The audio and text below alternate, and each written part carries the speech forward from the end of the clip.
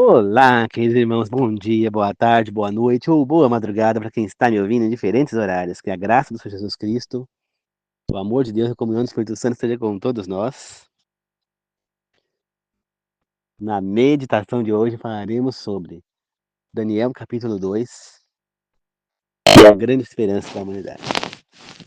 Antes de começar, queridos irmãos, gostaria de pedir a vocês que deixem o like aí no vídeo, que vocês compartilhem o vídeo.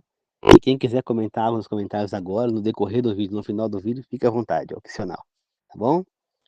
Se comentarem, assim que eu puder eu vou ler e respondo os comentários, tá bom? E agora, e quem não se inscreveu no canal, eu peço que se inscreva no canal agora também, tá bom? Desde já agradeço. Vamos fazer uma oração para começar. Querido Deus amado, que o Senhor me tome mais uma vez e me use para levar a mensagem às pessoas, Senhor. Que o Espírito Santo fale através da minha boca, Pai. Não uma, nem duas, nem dez, nem mil, mas todas as palavras que eu disser venham do Espírito Santo do Senhor sobre mim, Senhor. O Espírito Santo me inspire, Pai, a poder falar desses assuntos, Senhor, que Ele fale através de minha boca. E que Ele ilumine as pessoas que estão me ouvindo e a mim também, para que possam aprender e possamos aprender e pôr em prática nossas vidas, Senhor. Tudo que devemos aprender neste momento, Pai. Que assim seja, meu Senhor. Que os três maiores professores do mundo estejam nos ensinando, Pai. Deus Pai, Deus Filho e Deus Espírito. Eu oro e peço em nome do Senhor Jesus. Amém. Queridos irmãos, é interessante, né, a gente entender profecias. E Daniel 2, que é a nossa meditação de hoje, é uma profecia. Essa profecia, ela nos dá alguns ensinamentos. Primeiro, que Deus muitas vezes revela as coisas através de pessoas que não são tementes a Deus ou servos do Senhor, não é? Pois essa profecia, ela foi revelada a um homem que era um idólatra, que era um homem que não acreditava no Deus de Israel, que foi o rei babilônico Nabucodonosor, né? Foi a ele que Deus deu essa, essa, essa profecia, né? Mas quando ele acorda de um sonho estranho, ele não lembrava o sonho direito, mas ele ficou muito impressionado com o sonho, mesmo não lembrando direito, e ele ficou muito desesperado, porque ele queria saber o que era aquele sonho, ele sabia que era algo que não era uma coisa normal, não era só um simples sonho. Ele então reuniu os sábios do seu reino, mas ninguém conseguiu interpretar o sonho, até porque ele não falou qual que era o sonho, porque ele mesmo não lembrava direito, né? E aí, ele então, como ninguém conseguiu interpretar o sonho, ele ficou muito irado e mandou matar todos os sábios do reino. Quando os homens chegaram lá para prender Daniel, ele falou: por que eu estou sendo preso? Ele e seus amigos, ele nem sabia o que estava se passando. Ele não foi convocado para responder o sonho do rei, né? E aí, então, quando ele foi informado do que estava acontecendo, ele foi até o rei e falou: eu posso dizer qual foi o seu sonho e interpretá-lo também. Só peço que você me dê alguns dias. E o rei, então, permitiu esses dias. Depois de alguns dias, depois que Daniel se ajoelhou, orou, jejuou, Deus deu a ele o sonho e a interpretação, e ele vai ao rei e fala que o rei sonhou com uma estátua, que a estátua tinha a cabeça de ouro, o peito e os braços de prata, né? Os quadris de bronze, as pernas de ferro e os pés metade ferro, metade barro, né? E que aí depois disso veio uma pedra que bateu nos pés da estátua e a estátua se arrebentou toda. Não sobrou nada do, do ouro, nem da prata, nem do bronze, nem do ferro, nem do barro, nada. O vento levou tudo embora. Somente restou lá a grande pedra, né? E aí Daniel falou: e esse é o sonho. E o Nabucodonosor se lembrou do sonho e disse: sim, esse era o meu sonho. Aí, então Daniel falou: agora eu vou interpretá-lo para o senhor. E ele disse: o reino da cabeça de ouro é o seu reino, representa o seu reino, a Babilônia. Que é um reino muito forte, só que ele não vai durar para sempre. A parte de prata, ele representa um outro reino que virá depois do seu, não tão forte quanto o seu, mas ele virá depois do seu. Aí ele falou, a parte de bronze representa um outro reino ainda que virá depois desse, ainda mais fraco. E a parte de ferro representa um outro reino ainda que virá depois deste. E, por fim, os pés de barro e de ferro representará esse reino dividido. Quando a gente entende, queridos, um pouco disso, a gente vai ler agora, vamos interpretar historicamente falando. A cabeça representava de ouro, representava o reino da Nabucodonosor. A parte de prata representou o rei do Medo-Persa, né? Que foi lá, através de Ciro, invadiu a Babilônia e derrotou a Babilônia. A parte de bronze representa o reino da Grécia de Alexandre o Grande. E quando a gente para um pouquinho nessa profecia e vai numa outra que Daniel falou, né, em que um animal que tinha um chifre, é cortado esse chifre, nasce outros 4 chifres, esse animal também está representando a Grécia. E isso representa a queda de Alexandre, né, que era o rei, era o imperador da Grécia, Alexandre o Grande, e ele acaba morrendo. Né? Muitos falam que ele foi envenenado, outros por alguma doença. E como Alexandre o Grande não tinha filhos, aliás, muitos dizem que ele era homossexual, o seu reino acabou sendo dividido entre 4 generais que acompanhavam. E daí vem o chifre 1 que foi quebrado, que foi Alexandre que morreu, e os 4 chifres que cresceram, os 4 generais que assumiram o reino da Grécia. Né? E depois disso veio o reino de ferro, que representa Roma imperial. Né? Roma imperial que derrotou a Grécia e assumiu o poder. E aí, e os pés?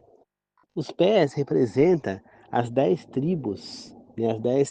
as 10 tribos que originaram os principais primeiros países, os primeiros países da Europa, que foram lá, derrubaram o Império Romano e dividiram esse império entre eles. Depois 3 desses 10 foram extintos, sobrando 7 até hoje, né? Que fundaram os países que são até aí, até hoje. Né?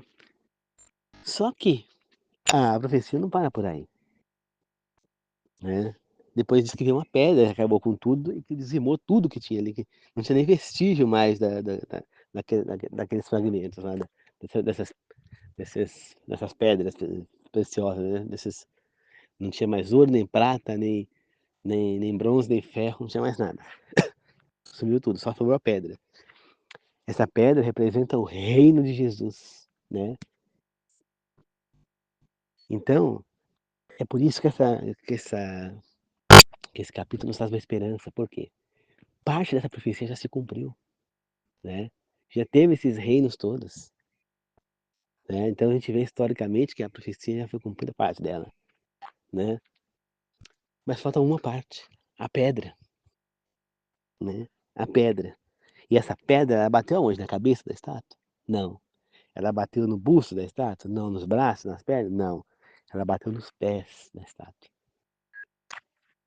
E os pés da estátua é justamente o reino que nós estamos vivendo no dia de hoje, né? É neste reino aqui que essa pedra bateu. Ou seja, está muito breve a volta de Jesus. Essa pedra representa a volta de Jesus, né? E ele vai acabar com todos os reinos da terra. Não vai sobrar vestígio de nenhum reinado aqui. Pois só vai existir um reinado naquele momento, o reinado dele. Então é uma esperança que nós temos. A profecia já se cumpriu uma parte, falta só a última, vai dar só a pedra. Então, ela nos traz a esperança de uma vida melhor. Ela nos traz a esperança da ressurreição dos mortos, de revermos aqueles entes queridos que já se foram, a esperança do fim do sofrimento da morte, do fim das doenças, a esperança de nós podermos conviver com o nosso Salvador, com o nosso Deus maravilhoso, com esse Deus bondoso. Ele nos traz esperança e uma garantia de que isso vai acontecer, entendeu? É uma evidência grande de que Jesus vai voltar, de que tudo isso não é em vão, né? Tem muita gente que fala, ah, mas fala tantos anos que ele vai voltar, voltar, e ele nunca volta. É porque para ele voltar, é preciso que as pessoas estejam preparadas para isso. É preciso que a mensagem chegue aos quatro cantos do mundo, que todos tenham o direito de fazer a sua escolha, né? Nós estamos atrasando a volta dele. Muitos estão desviados do caminho, não estão seguindo as orientações de Deus, não estão estudando as profecias. E precisamos fazer isso, para que nós possamos entender que Jesus vai voltar sim. Que nós temos que tomar nossa decisão de querer ir para esta vida que Ele está nos oferecendo, ou de não querer rejeitar essa vida e ser destruído junto com este mundo que vai desaparecer. Assim, a pedra é clara, a pedra vai destruir este mundo, nada vai restar, nada, nada vai restar neste mundo. Ele será purificado e uma nova terra ressuscitará. A nova Jerusalém descerá do céu, o Éden vai reaparecer. Nós viveremos nessa cidade, viveremos neste mundo purificado, sem o mal, sem nada desse matagal que existe. Nós teremos uma vida totalmente diferente. Só que nós temos que querer. Não basta só o sacrifício de Jesus na cruz. E Ele abriu a porta da graça. Ele nos deu a possibilidade da graça. Mas agora é a nossa vez de escolher se nós queremos ou não a graça. Você entendeu? E nós temos que entender o que é essa vida eterna que Ele está nos oferecendo. É uma vida onde vai ter balada, bebida alcoólica, carnes à vontade, imoralidades, pornografias? Claro que não. Vai ter fornicação, masturbação? Claro que não.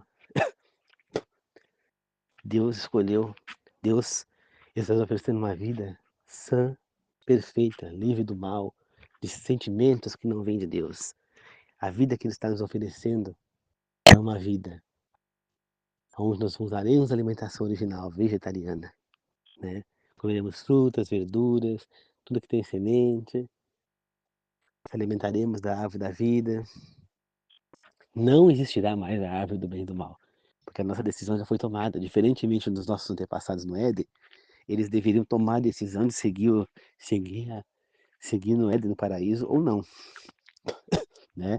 Eles foram postos lá sem saber se eles queriam. Então Deus pôs a árvore do bem e do mal para que eles tomassem a decisão de seguir o caminho certo de Deus, ou de comer da árvore do bem e do mal e ser portadores do bem e do mal.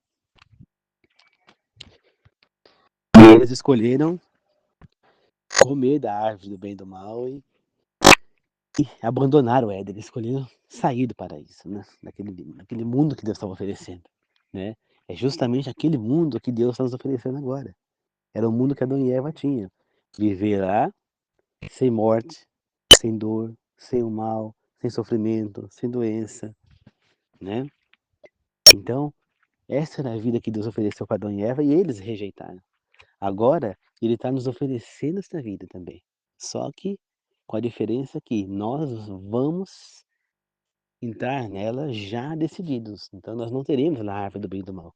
Porque a partir do momento que nós decidimos viver lá, não tem mais volta para nós, graças a Deus, né? E também, infelizmente, para quem decidiu não entrar, não tem mais chance de entrar. Então a árvore do bem e do mal jamais existirá lá, né? Então existirá tudo que nós possamos comer, iremos ter lá a vida que nós sonhamos, né? A vida que muita gente sonha, uma vida perfeita, uma vida de paz, não haverá mais brigas, confusão, só harmonia. A gente revê as pessoas que já morreram com saúde, né? Imagina você perder um pai, uma mãe, um tio, um avô, um irmão, um amigo, um filho. Você chegar lá e rever esse filho, né? Eu vi ontem mesmo uma reportagem de uma mãe que perdeu dois filhos com a mesma doença, com leucemia, né? Doença pequenininhos, ambos não chegaram, acho que a 3 anos de idade. Um morreu com 1 ano e pouco, uma menininha. E depois foi o menino, não sei se chegou a 3 anos, acho que não chegou. Então os dois partiram. Essa mãe, imagina ela aceitar Deus, fazer o que é certo, e lá quando Jesus Cristo voltar, ele vai ressuscitar os filhos dela, já incorruptíveis, e ela será transformada, se ela estiver viva ou ela será ressuscitada.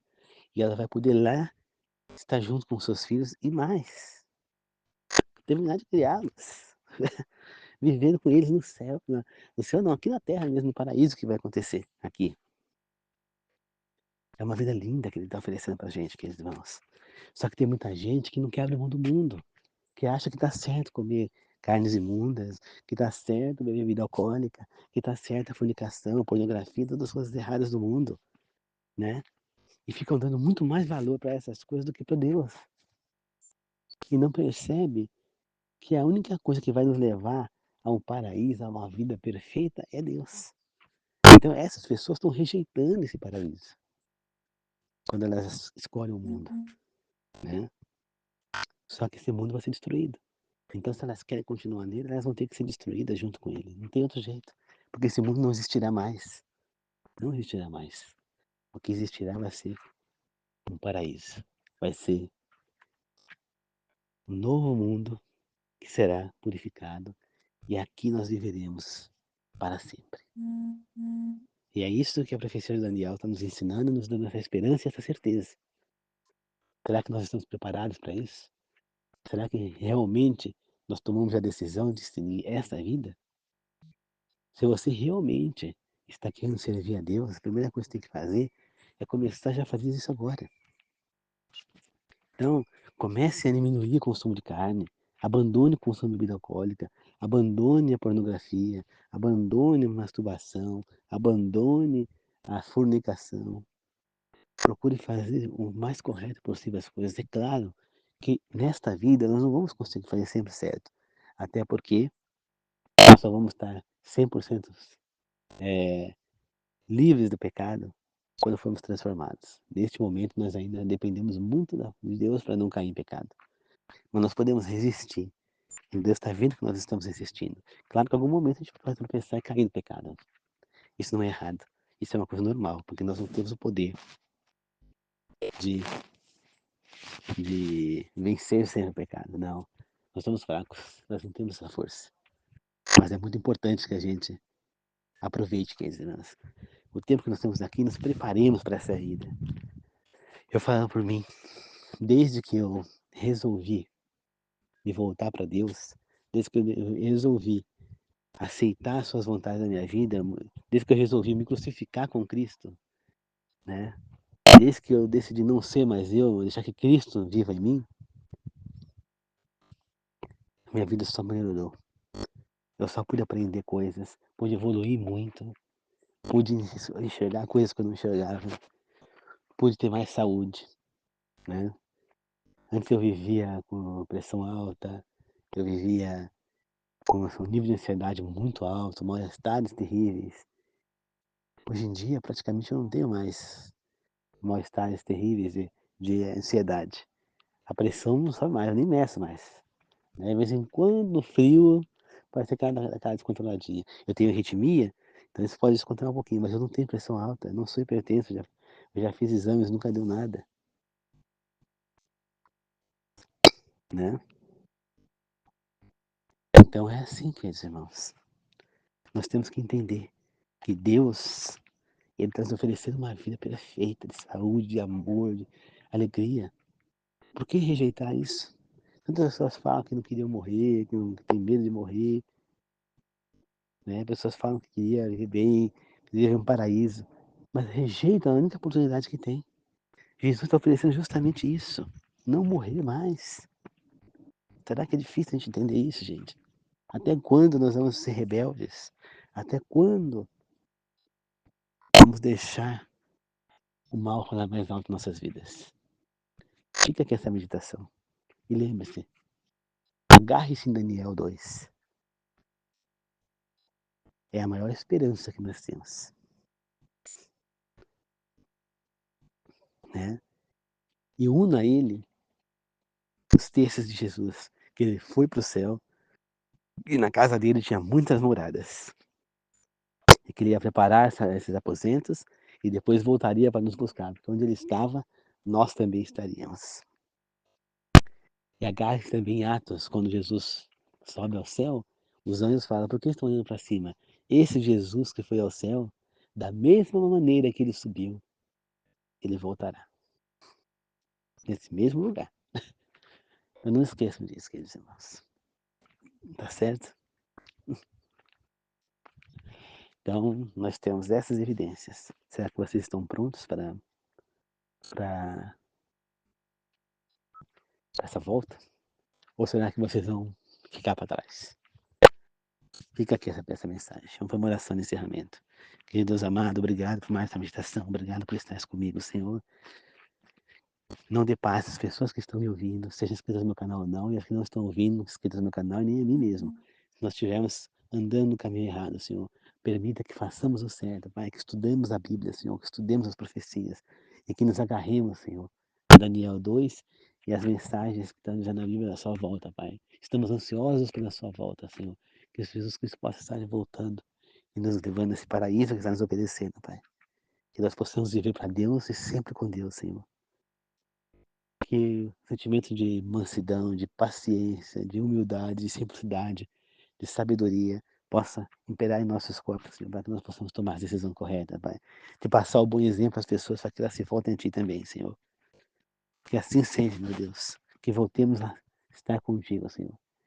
Eu oro e peço, Pai, que esteja sempre conosco, Senhor. Eu peço, Senhor, em nome do Senhor Jesus. Abençoa as pessoas que estão trabalhando neste momento, Senhor, que possam voltar para casa em segurança. As pessoas que estão inscritas no meu canal, que estão me ouvindo, Pai. Ou as que não estão inscritas, mas estão me ouvindo, Senhor, que estão trabalhando nesse momento, que possam voltar para casa em segurança, Pai. E as que estão inscritas no meu canal também, que não estão me ouvindo também, que possam voltar para casa em segurança. Senhor, que eu também daqui a pouco, que eu vá trabalhar e volte em segurança, Senhor. Esteja comigo, Pai. Abençoando e iluminando, Senhor. E trazendo a mim o dom da comunicação, que é uma coisa que eu não tenho, né? Para poder trabalhar com os meus alunos, Pai. E que ela possa sempre estar sendo usada como exemplo e ajudar as pessoas a se voltar a Ti, Senhor. Que assim seja, Pai. Eu agradeço e glorifico, meu Deus. Em nome do Pai, do Filho e do Espírito Santo, Senhor. Eu peço e ilumino, Pai. Que o Senhor esteja junto conosco, Pai. Por favor, meu Deus. Eu que te peço em nome do Senhor Jesus. Amém. Obrigado, queridos irmãos. Que Deus abençoe a todos. Pensem nisso. Será que nós estamos preparados para essa volta de Jesus? Ou será que nós vamos ser pegos de surpresa e ficar para trás? Fica aqui essa reflexão. Falou, queridos irmãos. Até mais.